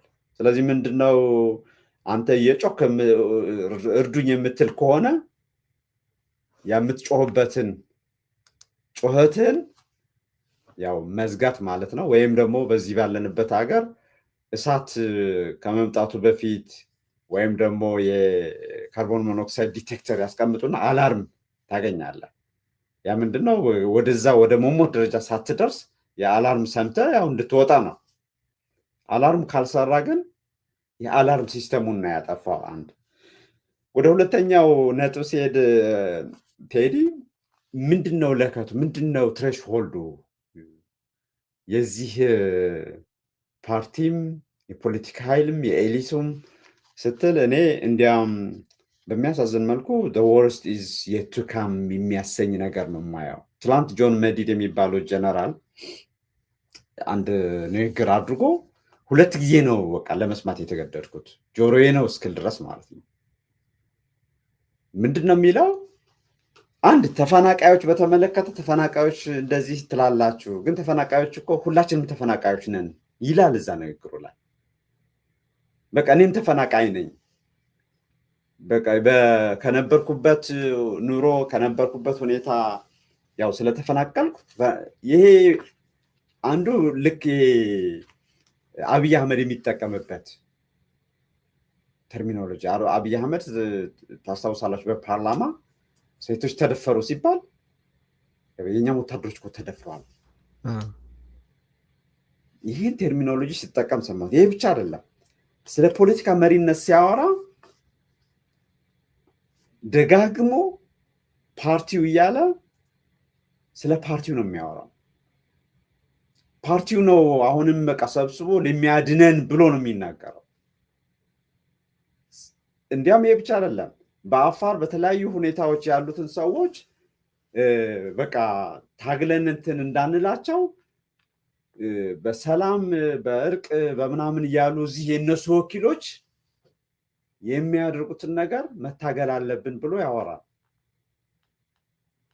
እኔ መጻዩ ነገር መጻዩ ጊዜ ምናልባት የባሰ ምናልባት እዛ ይህንን ድምፅ የሚያሰሙ እንደዚህ ተራበ እንደዚህ ተብሎ፣ ምክንያቱም ብዙ ጊዜ ችግሩ ሳይሆን የሚያናዳቸው የችግሩ ተጠያቂ መሆናቸው ነው ያው ማፈን የሚፈልጉት። እሱ ጋር ግን ምንድን ነው እዛ ቀጠና ያለው ህመም ነው የምልህ። አሁን እነዚህ አሁን ስልጣን ላይ ያሉት ወይም በተወሰነ ደረጃ በጣም ፖለቲካውን እና ኢኮኖሚውን የመዘወር የመበጥበጥ እድል ያገኙት ኃይላት ከሞላ ጎደል እኮ ተመሳሳይ ተፈጥሮ ያላቸው ናቸው። ህወሓት፣ ብልጽግና፣ ሻዕቢያ ወዘተ። ወደዝት እዛ ቀጠና ላይ ያለው ምንድን ነው እንደዚህ የሆነ ማዕከላዊ የሆነ እኮ ፖለቲካ ውስጥ ሞራል ብዙ ስፍራ ያለው ነገር አይደለም ብለህ ልትከራከር ትችላለህ። ግን ሀሳብ አልባም ሞራል አልባም የሆኑ ሰዎች ምንም አይነት ኤምፓቲ ሲምፓቲ ብሎ ነገር ከህዝባቸው ጋር ትስር ቤዚክ የሆነው ሂውማኒቲ ቨኒር አለ የመጨረሻው ፈትል የመጨረሻዋ የሰብአዊነት ፈትል እንኳን የማታስራቸው ሰዎች እዛ ቀጠና የተሰባሰቡበት ሁኔታ ነው የምንመለከተው። ምንድን ነው እኔ አሁን አንዱ ያው በተፈጥሮ ለምሳሌ ለምንድን ነው ትንሽ አይነት ራሱ ለምሳሌ 1% ራሱ ጉድለት የማይቀበሉት ስትል አሁንም የጆን ሜንዲ በነገራችን ላይ እኔ እመክራለሁ ብዙ ሰዎች እንዲሰሙት። የጆን ሜንዲን ብዙ ቃላቶች አሉ እዛ ውስጥ ስለ መጻዊ የሚናገሩ።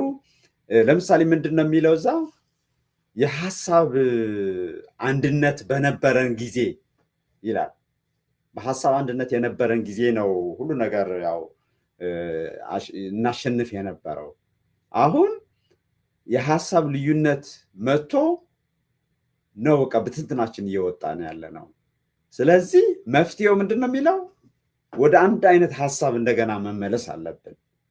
ወደ አንድ አይነት ሀሳብ ደግሞ ለመምጣት አንድ አይነት የፖለቲካ አመራር ያስፈልገናል። ይህ አንድ አይነት የፖለቲካ አመራር ደግሞ ያው ህወሓት እንደሆነ ነው አስምሮ ምንም ሳይቀባባ እየተናገረ ያለው። ይሄ አሁን ለምሳሌ ሻዕቢያም ምንድን ነው ለምሳሌ ያደረገው ጋዜጠኛ በለው የጂ15 የሚባለው ምንም በቃ ከዛ በኋላ ምንም አይነት ነገር ከሻዕቢያ ወይም ከኢሳያስ ውጪ ወደ ውጪ አይነት ፖሊሲ ያራመደው በቃ ተፈጥሯቸው ምናልባት አይ ቲንክ በኢትዮጵያ ወይም በትግራይ ዳይናሚክሱ ለየት ስላለ ሌላው አካል ይህንን ስለማይቀበል አሁን ወጣቱ ዝም ብለህ የቲፒኤልኤፍ መግለጫ ጋር ሄድ፣ ዌብሳይታቸው ጋር ሄድ፣ ኮሜንቱን በሙሉ ብታነብ አንድም በቃ በግልጽ እንዲያው የሚደግፍ አታይም። ከሬዲኩል ከማድረግ ጀምሮ እስከ አውትራይት ተቃውሞ የምታይበት ነው። እንደዛም ሆኖ ግን በቂ ፕሬዠር ስላልሆነ እኔ አሁን እነሱ ዝም ብሎ ተፈጥሯቸው እንደዚህ ስለሆነ ምናምን ብቻ ብዬ አልወስደውም። በቂ ፕሬዠር ግን አላገኙም። ምን አይነት በቂ ፕሬዠር? ለምሳሌ ታደሰ ትላንትና እንዲወጣ ያደረገው ቶሎ ስብሰባ እንዲሰበሰብና እንዳልከው እኔ 40 ደቂቃ ምናምን ስሰማ እየቆጠርኩ ነው። 40 ደቂቃ ውስጥ እንዴት ሰው በቃ ዝም ብሎ እንደ ዘጋቢ ዝም ብሎ ቁጥር እየጠራ ምን እያለ እንትን ያደርጋል?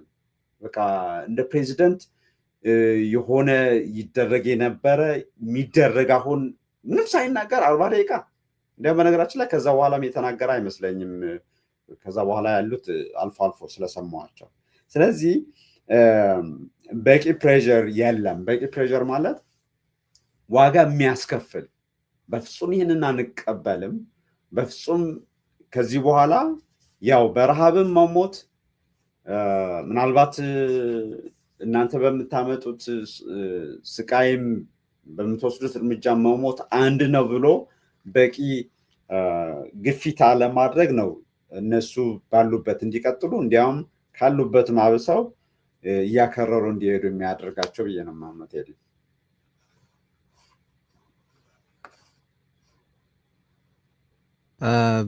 አንድ ቤዚክ የሚባሉት ሀቆች መጠቀስ አለባቸው። አሉላ ወደ አንተ ከማሻገሪ በፊት እዚሁ ስርዓታዊ ሆኖ ገጹ ላይ ነው የምናተኩረው። አዲስ አበባም መቀለም ወይ አስመራም በነገራችን ላይ እና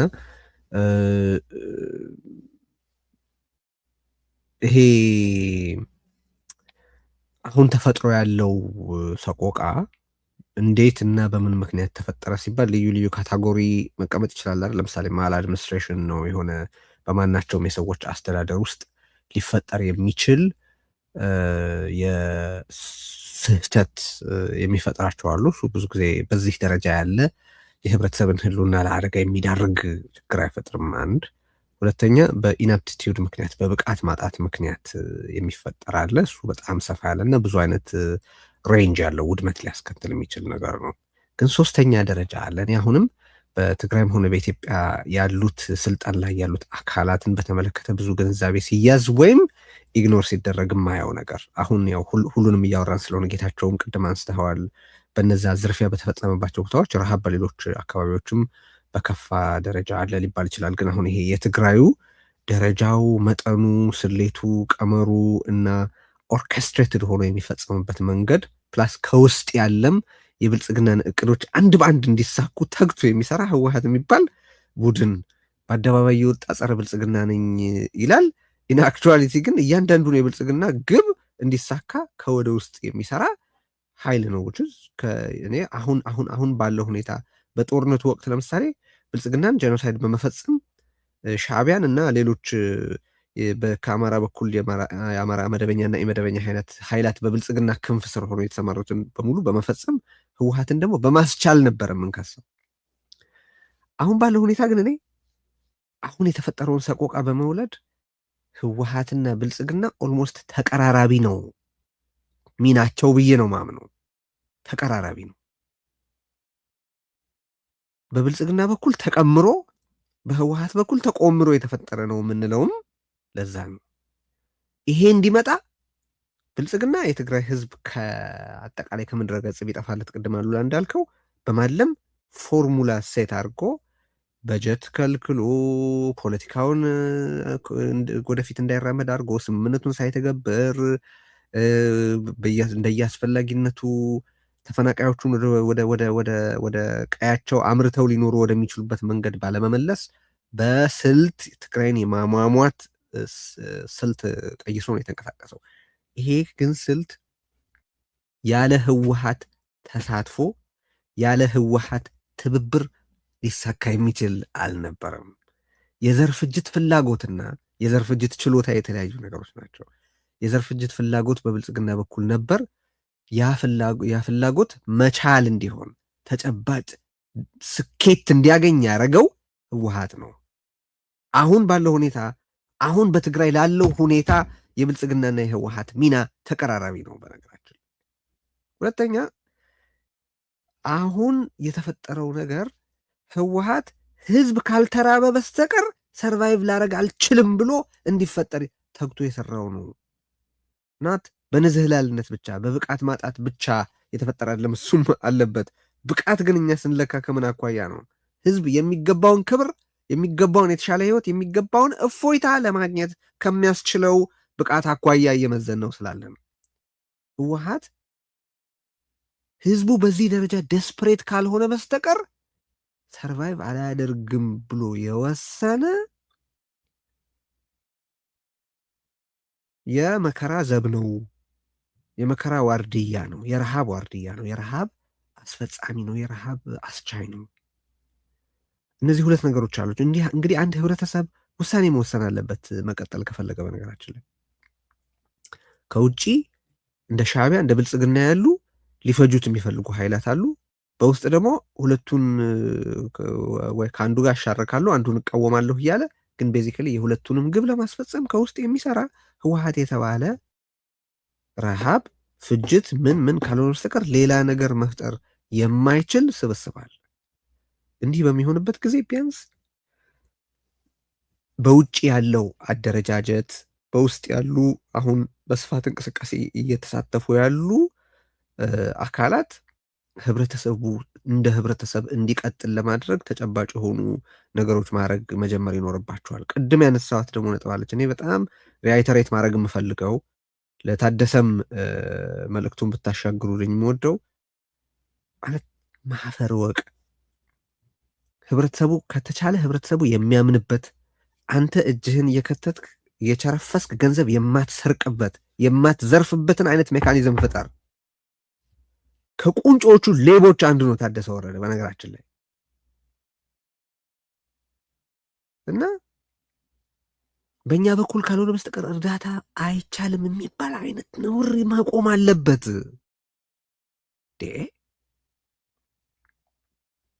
አለመከታተሉ ሳይበቃ ትናንትናውን ስለ ጤና መድህን ሲያወራ ነበረ። ክርስታይ የሚባል ምናምን እያለ ስለ ተፈናቃዮቹ የጤና መድህን ስለሚያገኙበት ሁኔታ፣ የጤና አገልግሎት ለመስጠት ስለ ፍትሐዊ ክፍፍል ስለምን ያወራል? እንዴ ምን ታደርግ ነበር እስከ ዛሬ ድረስ? ምንድን ነው ታዲያ እዛ ወንበር ላይ ተዘብዝፈህ የምትሰራው? አሁን አጀንዳ ሲሆን ነው እንዴ ስለ ጤና መድህን ስለ ፍትሐዊ ክፍፍል የምታወራው? እንዴ ከአንድ የተራበ ሰው ይበላ የነበረውን ምግብ ከነጠቅከው፣ ሌላ ምግብ እንዳይመጣለት ከከለከልክ፣ በእኔ በኩል ካልሆነ በሌላ በኩል ምግብ አይድረሰው ካልክ፣ ከስሩና ከሚረግጠው መሬት ስር የነበረውን ሀብት ከዘረፍከው መራቡ ሊቀር ነው ወይ? እና ይህም ሳይበቃ አሁን በእኔ በኩል ካልሆነ በስተቀር መርዳታችን ምን አይነት ድድብና ነው ይሄ? ምን አይነት አፈር ነው የፈጠራቸው እነዚህን? ምን አይነት አፈር ነው የሰራቸው እነዚህን? እንዲህ ከየት የመጡ ጉዶች ናቸው እነዚህ?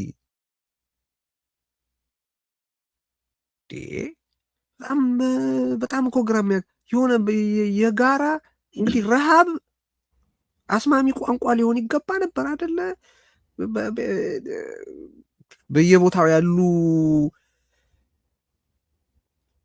ከየትኛውም የዓለም ጥግ የመጡ ሰዎች የሚገባቸው ነገር ነው። ሰዎች ከሆኑ ማናቸውም ሰዎች በቃ በረሃብ ውስጥ ባይገኙ ረሃብ ባይደርስባቸው ለመመኘት የሚያስችል የመረዳት ኬፓቢሊቲ እንዲኖራቸው ይጠበቃል።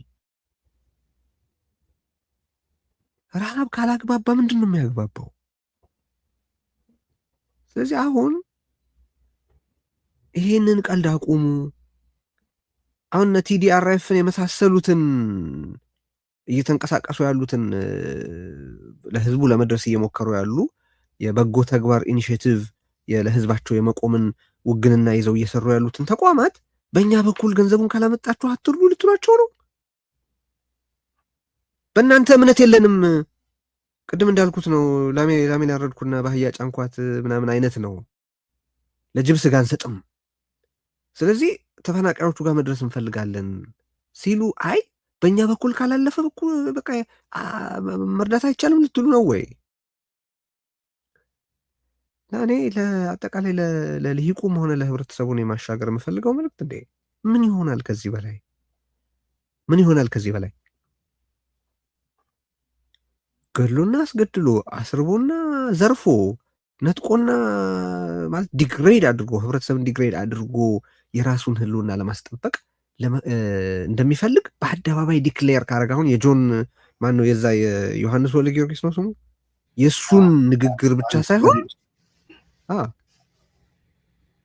በአጠቃላይ በአደባባይ ዋናዎቹ የፓርቲ አመራሮች ደብረጽዮን በለው ፈትለወርቅ በለው ሌሎቹ እኛ ከዳንን ነው ህዝቡ በኋላ ነው ህዝቡ መዳን ያለበት ካሉ በኋላ ምን ይቀራል?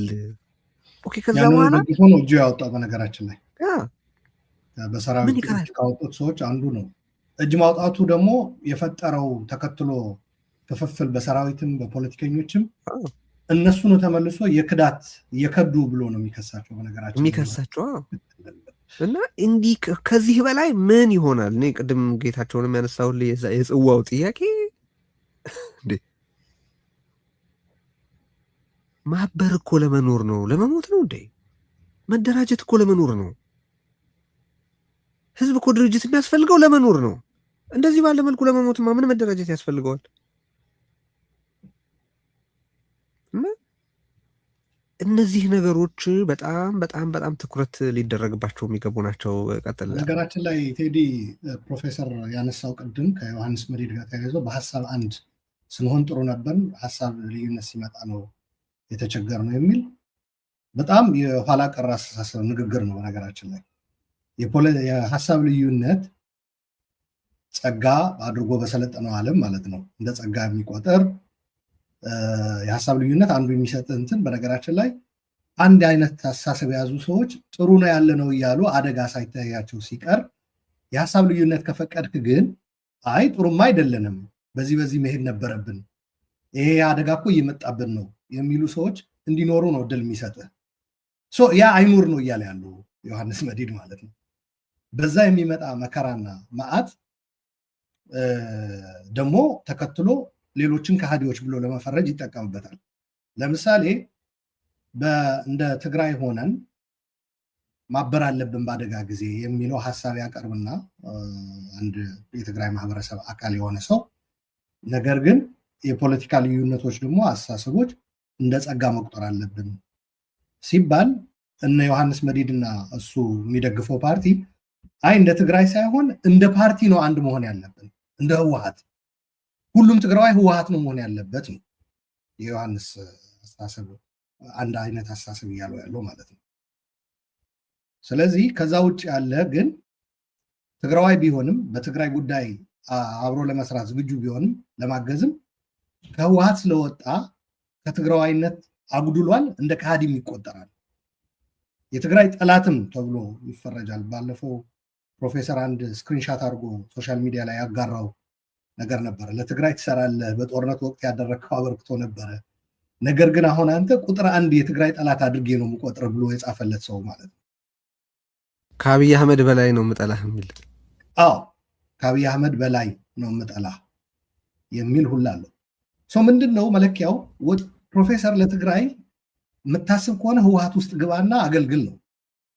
እንደገና ደግሞ ህወሓትን ደግሞ አትንካት። በነገራችን ላይ ከሊደርሽፕ እና ከፓርቲው ሮል ጋር ተያይዞ እነሱ ለስልጣኑ ሲሆን እኛ አለን አይደል፣ ሌላው ምን ያስፈልጋል፣ ስልጣኑ የኛ ነው ይላሉ። ተጠያቂነት ይዞ ሲመጣ እንደዚህ አይነት አሁን የተከሰተው አይነት የረሃብና የሞት ጉዳይ ሲመጣ ደግሞ መሪዎችን አትንኩ፣ ፓርቲውን አትንኩ የሚል ነገር ደግሞ እንደገና ተመልሶ ያመጣል። ለስልጣን ሲሆን ተንደርድሮ ህወሓቶች ብቻ ነን ይህንን ማድረግ የምንችለው፣ ስልጣኑ የምንይዘው እኛ ነን ይላሉ። ተጠያቂነት ሲመጣ ግን ያው አመራርና ስልጣን እንደምታውቀው ቴዲ ከተጠያቂነት ጋር ነው ይመጣው እንጂ እኮ አንድ ሰው ቴዲ ዝም ብሎ ኑሮውን ቢኖር እንደ አንድ ተራ ዜጋ ሆኖ ቶፒክ አድርገህ ስለዛ ሰው አታወራም። አንዳንድ ሰዎች እንደዛ የሚያደርጉ ቢኖሩም ማለት ነው። ዝም ብሎ ህይወቱን የሚኖር ሰው ራሱ ቶፒክ የሚያደርጉ ሰዎች አሉ።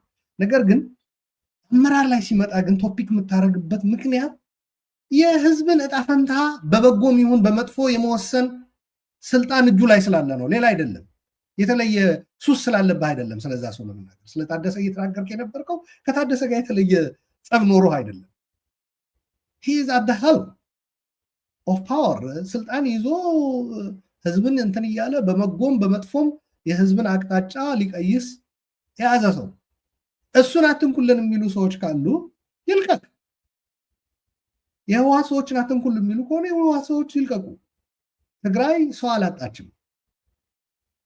ችግር እየሆነ ያለው የደህንነት ዘብ የሆነው ኃይል፣ የደህንነት አለቃ የሆነው ኃይል ድህነቱም ራሱ መፍትሄ ተገኝቶለት ከተቀየረ ኢረለቫንት ሆናለሁ ብሎ የሚያስብ ነው። ነገራችን ላይ ከጦርነቱ በፊትም በሴፍቲኔት ተብሎ በሚደረገው እንትን ያንኑ ማስቀጠል ነበር የሚፈልጉት። ህዝቡ ተለውጦ ወደሆነ ደረጃ አድጎ ህይወቱን መምራት አይደለም የሚፈልጉት። ምክንያቱም የቁጥጥር የመቆጣጠሪያ ስልታቸው ዓለም ለሰጠው እርዳታ እንኳ ራሱ አሁንም እየሆነ ያለው በዚህ በረሃቡ ጉዳይ በነገራችን ላይ በአይዲፒ እርዳታ በሚደርስባቸው አካባቢዎች እንኳ ራሱ እርዳታው የሚሰጠው በድርጅቱ ካለህ ለፓርቲው ለህወሓት ካለህ ቀረቤት አንጻር ነው እየታየ ነው የሚሰጠው። ስለዚህ ሰው እየገደሉ ነው እነዚህ ሰዎች። እርዳታ እንደ አለመድረሱ አስቀድሞ ጉዳዩን አለማሳወቃቸው ብቻ አይደለም፣ ከተረጂ ከሆነው ደግሞ ከተፈናቃዩ መዋጮ መሰብሰባቸው፣ ለሰራዊት በሬና እህል ሰጠ ብለው መቀለዳቸው አይደለም። ያቺው ረጂዎች የሰጧት እርዳታ እንኳ ራሱ በድርጅት ታማኝነት በፓርቲ ታማኝነት ሎያሊቲ እየተለካች ነው የምትሰጠው። ባጭሩ እርዳታ የደረሰባቸው አካባቢዎች የማይበላ ሰው አለ፣ ህወሓት ስላልሆነ ማለት ነው። ትግራዋይ ነው ግን ህወሓት አልሆነም። ስለዚህ ህወሓት ባለመሆኑ እንትን አይደለም። ከካድሬዎች ጋር ባለው አፊሌሽን ግንኙነት መጠጋጋት ነው እርዳታው የሚወሰነው። ይህም ግምት ውስጥ መግባት አለበት ባይ ነው።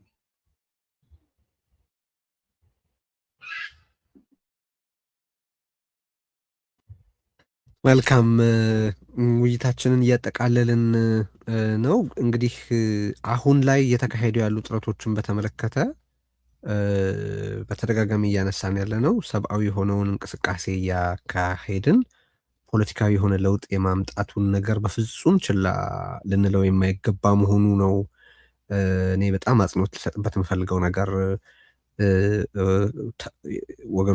ወገኖቻችን ተርበዋል። ለነሱ በማናቸውም መልኩ መድረስ ያስፈልጋል። ግን ይሄንን ስናደርግ እንኳን ቅድም ደጋግሜ የጠቀስኩት ቢሮክራቲክ የሆነ ማነቆ ለመፍጠር የሚሞክር ከሆነ እኔ ከዚህ በፊት ቅድም ጌታቸው ካልከው ጋር የሚገናኝ ነው። ፕሬሸር ከዚህ በፊት ኤግዘርት ከተደረገው ፕሬሸር በበለጠ መነቅነቅ፣ መሰበር፣ መፍረስ አለበት ቢሮክራሲ። የትግራይ ህዝብ ተርቦ እንዲቀጥል የሚፈልቅ የሚሰራ ማናቸውም በተረጂዎች ዘንድ የሚያስፈልጋቸው አልሚ ምግብ በለው መድኃኒትን በለው ሌላ ነገር እንዳይደርሳቸው ለማድረግ የሚሞክር ዲሞክራሲ ስማሽ ነው መደረግ ያለበት፣ መሰበር ነው ያለበት። እንዲቀጥል ሊፈቀድለት አይገባም በነገራችን ላይ።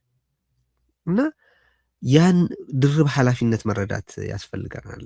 ለተራቡት መድረስ ብቻ ሳይሆን ረሃባቸውን የገዛ ራሱ የመኖር ምክንያት ያደረገውን አስተሳሰብና ስርዓት ከስር መሰረቱ የመመንገል ስራም የዚህ ትውልድ ኃላፊነት እንደሆነ መረዳት ያስፈልጋል። እኔ ብዙ የሚያዝሉ፣ ብዙ የሚያታክቱ፣ ብዙ የሚጨንቁ ጊዜያትን እያለፍን ነው፣ አልፈናል። ወደፊትም ማለፋችን የሚቀር አይመስለኝም። ግን ይሄንን መተው የማይገባን ነገር ነው። እነሱ በህዝብ ላይ ተጣብቆ ደም ለመምጠጥ ካልደከሙ እኛ ያንን ነገር ለማስቆም ላለመድከም የተቻለውን ሁሉ መጣር እንዳለብን አምናለሁ እና ይህንን ድርብ ኃላፊነት መረዳት ይኖርብናል። ሰብአዊውን ስራ እናጠናክር። ይሄ ሰብአዊ ስራ ችግር እንዲገጥመው እንዲወሳሰብ ወደ ተረጂዎቹ መድረስ እንዳይቻል አክሰስ የሚከለክል በአሰራር ገደብ የሚያስቀምጥ ማንኛውም ባለስልጣን በለው ይህንን ባለስልጣንም በለው ተቋም የሚዘረጋው አሰራር ስብርብሩ መውጣት አለበት፣ ዋን ዌይ ኦር ዚ አዘር። ቀጥሎም አብሮ ይሄ አሁን ከዚህ ቀደም በተንቤን በአበርገላ አካባቢ ይመስለኛል፣ በየጭላ አሁን በሕጻጽ ሌሎችም ቦታዎች እንደዚሁ በመላ እንዳልኩ 146 ገደማ በሚሆኑ ተፈናቃዮች አንድ በተቀራውም ለስሙ ከበቀዩ የሚገኝ ግን ደግሞ አምርቶ መኖር የማይችል ሰርቶ መኖር የማይችል መብቱና ክብሩ ተጠብቆለት መኖር ያልቻለ መላው የትግራይ ህብረተሰብ ይሄ ሁኔታ እንደማይገባው እንደርፎር ይሄ ከስር መሰረቱ ሊለወጥ የሚገባው መሆኑን አምኖ የሚሰራውም ስራ መቋረጥ የለበትም። ፖለቲካ ማድረግ ሲባል ሰማለው ያ ለፓርቲ ተራ ርካሽ ትርፍ ይህንን ሁኔታ ለመጠቀም እየሞከሩ ያሉ ሰዎች አሉ። ልክ ነው፣ እነሱን ማነወር ያስፈልጋል። ግን ይሄ ማለት ይሄ ነገር ፖለቲካዊ አይደለም ማለት አይደለም። ከፖለቲካዊ ውጭ ሌላ መሆኑንም እርግጠኛ አይደለሁም እኔ። ሰብአዊ ገጽታው እንደተጠበቀ ሆኖ ግን ሰብአዊ የሆነውም ቀውስ የተፈጠረው በፖለቲካው መበስበስ፣ በፖለቲካው መቆሸሽ ምክንያት ነው። አሁን ቢያንስ ከዚህ ቀደም በዳያስፖራ ላሉ የተለያዩ አደረጃጀቶች ምኖች ስናቀርብ የነበራቸው ጥሪዎች አሉ። ከማናቸውም ፓርቲ ወይም መንግስት ተጽዕኖ ራሳቸውን መቁረጥ ይኖርባቸዋል። ቅንጣት የሆነች ርኅራሄ ለህብረተሰባቸው ካላቸው በሚያስፈልግና በታመነበት ጉዳይ ጥሩ ነው ተብሎ የጋራ ግብ ላይ ተደርሶ በሚታይበት ጊዜ በጋራ ለመስራት መወሰን ይቻላል እንደ ነፃ ተቋም። አሁን ባለው ሁኔታ ግን ለትግራይ ህዝብ አስባለሁ የሚል ማናቸውም በዳያስፖራ ውስጥ የሚገኝ በዳያስፖራ ህብረተሰብ አካባቢ ያለ አደረጃጀት የትም ይገኘት አፍሪካም ይሁን አሜሪካ፣ ካናዳም ይሁን እስያ ወር አውሮፓ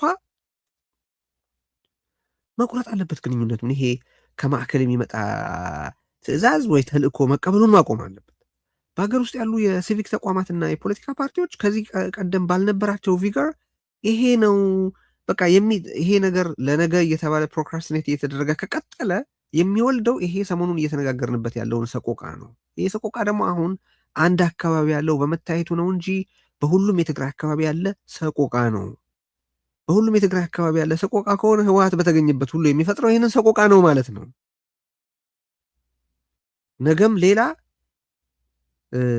የተፈናቃዮች ጣቢያ ውስጥ ነገም ሌላ በገዛ ራሱ መሬት እየኖረም ቢሆን ግን በተመሳሳይ በሆነ እጅግ አሰቃቂ የረሃብ ደረጃ ስለሚገኝ የህብረተሰብ ክፍል እያወራን እንዳንቀጥል መፍትሄው ስርዓታዊና ፖለቲካዊ ለውጥ ነው። ስለዚህ አገን ሰብአዊ የሆነውን ስራ እንስራ። ሰብአዊ የሆነውን ስራ በምንሰራበት ወቅት እንቅፋት የሚሆነውን በማጋለጥ በማነወር እና በልዩ ልዩ የትግል መንገዶች ሁሉ ይሄ የቢሮክራሲ ማነቆ መፍረስ አለበት። አብሮ ዘላቂ በሆነ መልኩ የዚህ ረሃብ መቀጠል ለህይወት የመኖር አስፈላጊ ነው ያለውን ከሞላ ጎደል በአሁኑ ወቅት የህዝቡ የማናቸውም የመከራ ምንጭ የሆነውን መዋቅር መመንገል ያስፈልጋል። እሱን ማድረግ አንዱ በሌላው የሚተካ አይደለም። ሰብአዊውም ስራ፣ ስርዓታዊ ለውጥ ለማምጣት የሚደረገውም ትግል አንዱን ለማድረግ ሌላኛውን መተው የሚባል አይደለም። እርስ በርሱ በእጅጉ የተሳሰረ ነው። ኤኒዌይስ እዚህ ውስጥ ዛሬ ላይ ይህንን በመላ ዓለም ሆኖ የሚከታተሉም በልዩ ልዩ መንገድ መልእክቱ የሚደርሳቸውም ሰዎች እንዲያስቡት የሚያስፈልጉትን ነጥቦች አንስተን ማጠቃለል እንችላለን። ጌታቸው ቀጥል። እሺ፣ መልካም ቴዲ። የተወሰነው አንተ ያልከውን ነው ምናልባት የምደግመው ምን መደረግ አለበት ነው እንግዲህ አይደለ። አንዱ የማጋለጥ ስራ በጣም በተቀናጀ መልኩ መቀጠል አለበት። በቁጥር በቦታ በስም እየተጠራ የት ቦታ ምን አሁን እንደተባለ አሁን ለምሳሌ ከ15 ኪሎ 3 ኪሎ ይወስዳሉ ሲባል በተለይ ለሚዲያዎች ከቦታው የምታጋልጡ ሰዎች የእናንተን ስም ቦታ በሙሉ ያው ተደብቆ በሚዲያ አሰራር መሰረት ማለት ነው ስለሚወጣ ግን እነማን በስንት ጊዜ ስንት እንደሚወስዱ ያንን በጣም በተቀናጀ መልኩ ከሁሉም ጣቢያዎች ከሁሉም ቦታዎች የማጋለጥ ስራ መቀጠል አለበት። በሌላው መልኩ ደግሞ በማህበራዊ ተጽዕኖ አሁን እየታየ ያለው በጎ እዚህ እርዳታ የማሰባሰብ ነገሩ ያንን ደግሞ አሁንም እሱም ለማጋለጥ ስራ መጠቀም ወሳኝ ነው ብዬ አስባለሁ። ሌላው በተቃዋሚ ፓርቲዎች ይሁን በሌላ በሲቪክ ማህበራት ቅድም የተባለው በጣም በቃ የማያባራ ተጽዕኖ ማድረግ ካስፈለገ እዛ ሐውልቲ የድርጅቱ የፓርቲው ጽሕፈት ቤት እና ደጀን የመንግስት መቀመጫ የሆነው ጋር ሄዶ ምንም የማያቆም ሰላማዊ ሰልፍ ማድረግ ያስፈልጋል ብዬ አስባለሁ። እኔ በቃ ይህ መልስ የማያዳግም መልስ እስኪያገኝ ድረስ መሆን አለበት። እንዲያም አንዱ ቢጨንቆ ምን አለ ስፔስ ላይ ስፔስ ላይ ዲስከስ ሲያደርጉ በቃ የሚችል በሙሉ ከ145ቱ ጣቢያ የሚችለው ሰው በሙሉ በቃ ሄዶ ራሱ በቋሚነት መስፈር ያለበት እዛው መቀለ ያው ሐውልቲና ደጀን አካባቢ ነው ያለበትም አለ። እኔ እንደዛ አይነት ግፊት ካልተደረገ እንደምታውቀው ሲፈልጉ አንድ ሻዕቢያ ጋር ሄዶ የመጣ የነሱ ተወካይ ታስሮ ነበረ። እንደምታስታውሱት ታስሮ በአንድ ሌሊት እንዳደረ ነው ሙሉ አርሚ ልከው ያስፈቱት። የፖሊስ ኮሚሽን የትግራይ ፖሊስ ኮሚሽን በቃ ከአቅሜ በሆነ መልኩ ያው ተጠርጣሪው ተፈቷል ምናምን ብሎ መግለጫ እስኪሰጥ ድረስ ማለት ነው። እና የማይቻል ሆኖ አይደለም፣ ሆን ተብሎ ሴንስ ኦፍ ሄልፕለስነስ እንዲፈጠር ሙስና በተመለከተ አሁን ጆን መዲድ ትናንትና ምን ይል ነበረ? የትግራይ ጊዜያዊ አስተዳደር ራሱ ልስራ ቢልም እንኳን ያለው ሙስና መጠን የሚያሰራው አይደለም አለ። ማን ነው ይህንን ሙስና እየፈጸመ ያለው እያደረገ ያለው ሲባል ከነሱ ውጭ አይደለም እየተደረገ ያለው፣ ግን የሚቆጣጠሩት ሰው ላይ ምንም አይቻልም የሚል እና በቃ አርፎ ቁጭ ብሎ ሲፈልጉ ተነስ፣ ሲፈልጉ ተዋጋ፣ ሲፈልግ ተነስ ተኛ ሲሉት እንዲያደርግ ሆን ተብሎ ኢትስ አ ዲዛይን ፕሮብለም ብዬ ነው የማስበው። እና ይሄ በፕሬዠር ነው መላቀቅ የሚችለው። ሰላማዊ ፕሬዠር ያስፈልጋል። እርዳታ በተመለከተ እንዳልከው አሉ አሁን በየቦታው እንግዲህ እርዳታ በሰውም ምናምን በተለያየ መልኩ የሚደረግ አለ። ግን እስካሁን ባሳዩት በሪፖርቲንግም በትራንስፓረንሲም በተለያየ ነገር ያሳዩ ድርጅቶች መምረጥ ያስፈልጋል። አሁን እኔ በግል ኢንዶርስ ያደረኩት TDRF የትግራይ ዲዛስተር ሪሊፍ ፈንድ ካለው በጀት 20,000 USD ራሱ ትላንትና እንደመደበ ለነዚህ IDPs እንደመደበ ተናግሯል እና ይሰበስባል። በእንደዛ ብታደርጉ እመክራለሁ። ሌላው ቅድም ቴዲ ካለው ጋር የሚያያዝ በየቦታው በውጪ ለህዋት እንደዚህ ለምናምን ድጋፍ እያለ ያው መግለጫ የሚያወጣ ብዙ ድርጅት ነው ያለው። ይህንን በማውገዝ የ4 ኪሎም የመቀሌውም ኃይል በዚህ ጉዳይ ላይ እያደረገው ያለ ነገር በሙሉ በማውገዝ ወጥ በሆነ መልኩ እያንዳንዱ ድርጅት መግለጫ ማውጣት አለበት ብዬ አምናለሁ። ሚዲያዎች በሙሉ እዚህ ላይ መስራት አለባቸው ብዬ አምናለሁ። ይህም ብዬ ግን ከዚህ ጋር ስለሚያያዝ እንዳልከው የፖለቲካ ውጤት ስለሆነ ፖለቲካው እንዲስተካከል የ4 ኪሎ መጫወቻ እንዳይሆን ትግራይ ሆኖ ቀጥሏል። እንዳይቀጥል ከዚህ በላይ በተለያየ ቦታ ያሉ ኃይሎች ትግራይ ውስጥም ከትግራይ ውጭም ያሉ ኃይሎች በአስቸኳይ ወደ አንድ ቦታ መጥተው ይሄ እስካሁን የተመጣበት መንገድ ትተው አዲስ መንገድ እንዲጀምሩ በኢንቴግሪቲም በተለያየ ነገርም ያው በጥሩ ስማቸው የሚነሳ ያው የጀመሩት ይፈርት አለ።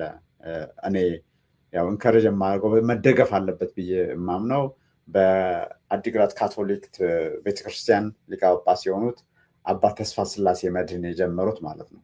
እና እነዚህን በጽህፈት ቤቱ እስካሁን እገሌ ይውጣልኝ እገሌ ይግባልኝ፣ እኛ እኮ የአንድነት ጉባኤ አድርገናል ጨርሰነዋል፣ ሌላ ዘት አያስፈልግም፣ ሌላ ዲያሎግ አያስፈልግም፣ ሌላ ውይይት አያስፈልግም እያለ እያደናቀፈው ያለ ሂደት አለ። ሌላ ሂደት ቢጀመርም መልሶ ስለሚያደናቅፈው ያለው ሂደት ገፍቶ አርፎ ቁጭ ብለው እንደ አንድ አካል ተወያይተው የተሻለ እድል የተሻለ የመወያየትም የመደራደርም እድል እንዲፈጥሩ ያንን እንዲገፉ እንዲደገፉ ጥሪ ማድረግ ፈልጋለሁ። እነዚህ ወዲያ የሚደረጉ በአጭር ጊዜ የሚደረጉ ነገሮች ሁሉ ያካተተ ሐሳብ ነው። እነሱ ቀላልና የከባድ መሳሪያ እንደሚባለው በጦር ወይም የነፍስ ወከፍና የቡድን መሳሪያ ብለው እንደሚከፋፍሏቸው እነዚህ ቀላልና ከባድ መሳሪያዎች እየተጠቀሙ ነው ህዝቡን እያስጨረሱት ያሉት።